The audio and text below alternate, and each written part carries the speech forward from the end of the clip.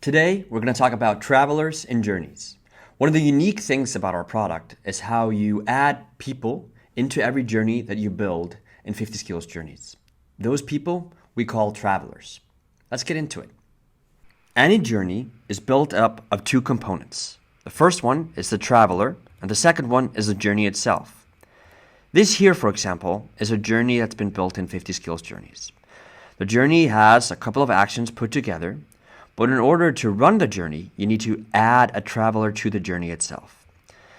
Now, the first traveler you add gets a form sent. They answer the form, and based on how they answered it, the conditions, in this case, if it's approved, they'll move forward in the journey itself.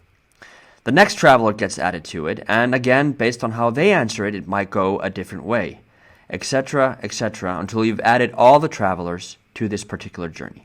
Now let's take a look at the live product. So what are we looking at here? We're looking at a tab that shows us the travelers that have been added to this journey. To add a traveler to the journey, you can simply click the Add Traveler button. And you can manually fill out the inputs that's been requested here on the right side. There are other ways to add travelers to a journey, and we'll get into that in other videos. But for now, we have two travelers. In this case, we have Evelyn. We can expand to look at her journey, and it looks like she's already completed all the actions in the journey. Now let's take a look at John. John has also been added to the journey, but as you can see here, the journey for John has not been started. You can start the journey by simply manually clicking the Start Journey button here and click Start, but journeys can also be configured to start automatically. In that case, whenever you add someone to a journey, they'll simply automatically kick off the action.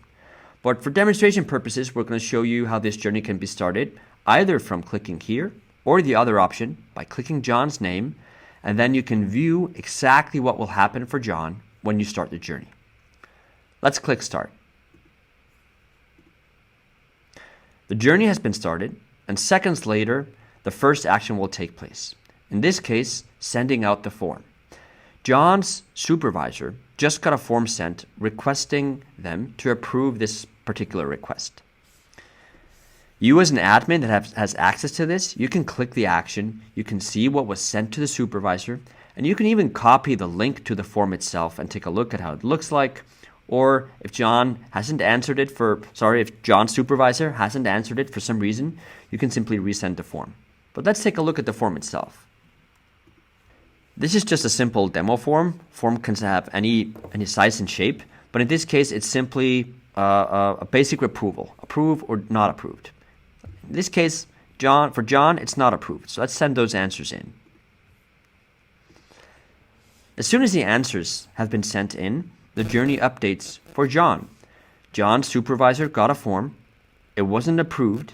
And because of that, the conditions here below apply in a different way. If it would have been approved, he would have gotten a text message telling him that the request was approved. But because it wasn't approved, the next thing that happens is that John gets a text letting him know that unfortunately his request was rejected.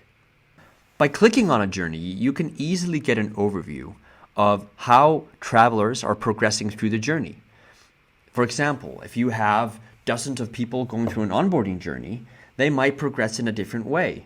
And there can be various conditions, such as what languages they speak, if they have the proper visas, or other conditions that might be relevant for your industry that you really would like to see how they've progressed. You can do it in one overview tab, like the one that we're looking at right here, or you can click and view any traveler in the journey to see how things are going.